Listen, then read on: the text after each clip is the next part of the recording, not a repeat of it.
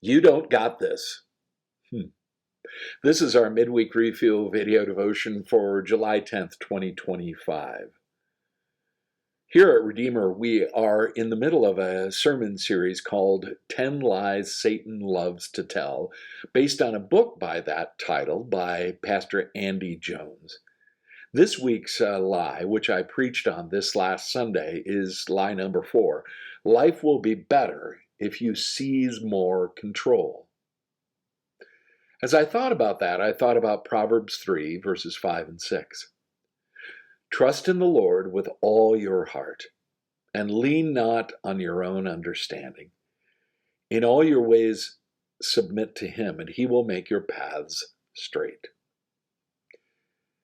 With that passage as our backdrop, I want to share with you a story I heard from Glenn MacDonald in a devotion that he did. It's quite a strange story, but it has a lot to teach us.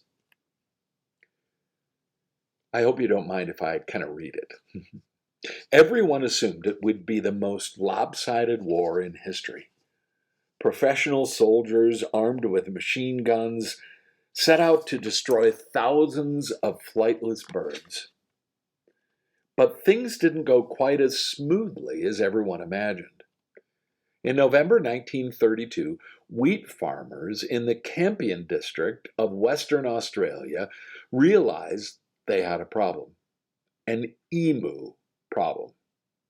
As many as 20,000 of the huge flightless birds had migrated towards their farm fields in search for food. The emus ravaged the grain and knocked down fences that had effectively kept out other pests, such as rabbits. Reeling from the global Great Depression, the farmers petitioned their government to step in to save their harvests. "We've got this," elected officials declared. Members of the Royal Australian Artillery were given World War I era machine guns and told to blast their feathery targets to smithereens, a task that would surely take only a few days. What nobody expected was the resilience and creativity of the birds. Although they had no military training, at least not that we know of, the emus proved to be elusive targets. At 6 feet tall, they appeared to be sitting ducks, but they quickly learned to post a guard, if you will, typically described by the soldiers as big black-plumed birds that alerted the other birds as to the approach of hostile humans.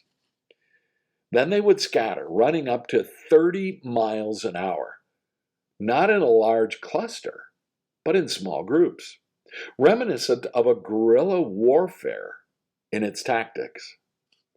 The soldiers had been given 10,000 rounds of ammunition, more than enough, they assumed, but they were only able to bring down a few dozen emus. The soldiers decided to mount a machine gun on a truck, but the birds' escape routes were so unpredictable that the driver had a hard time keeping them in sight. For more than a month, the emus demonstrated an astonishing degree of agility. They seemingly coordinated their movements to frustrate their pursuers at every turn. A few weeks before Christmas, the government caved in. The war against the emus was over. The soldiers reported that they had suffered no casualties apart from their dignity.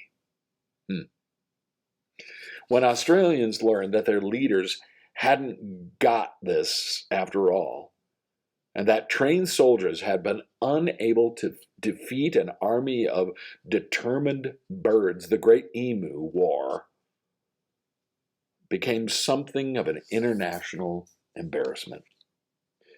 It remains a source of amusement to this day. As the historians of the website Scientific Origin put it, the Great Emu War has since become an infamous episode in military and ecological history. It is often cited as an example of unpredictable consequences of human intervention in nature. Today, it serves as a reminder that nature can sometimes outsmart even the most advanced human technologies. So, what happened to the farmer's wheat over the following century? The farmers wisely chose to invest in better fences. And the emus, after dwindling almost to extinction, they are now thriving again under Australia's Environment Protection and Biodiversity Conservation Act of 1999. Here we should mention that in 2019, American television viewers were introduced to the CGI-generated emu named Limu, who, with his bubbling human sidekick Doug, has starred in dozens of commercials for Liberty Mutual Insurance.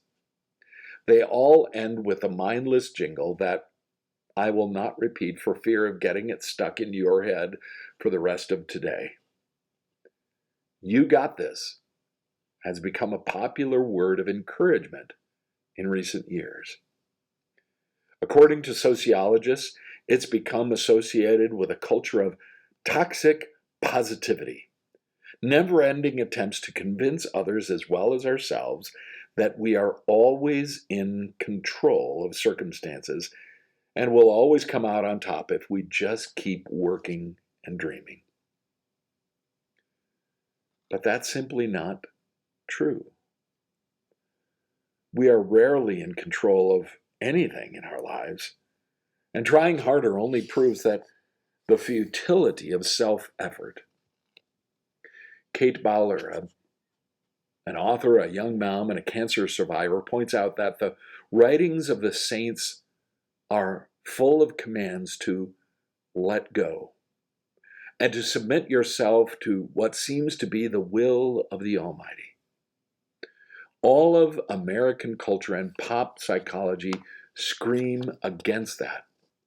Never give up on your dreams. Just keep knocking. That door is about to open. Think positively. Self-improvement guaranteed. The entire motivational speaking industry rests on the assumption that you can have what you want. You can be what you want. Just do it.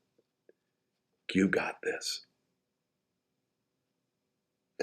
But the Christ-following life is not an invitation to make it to the top through spiritual self-achievement.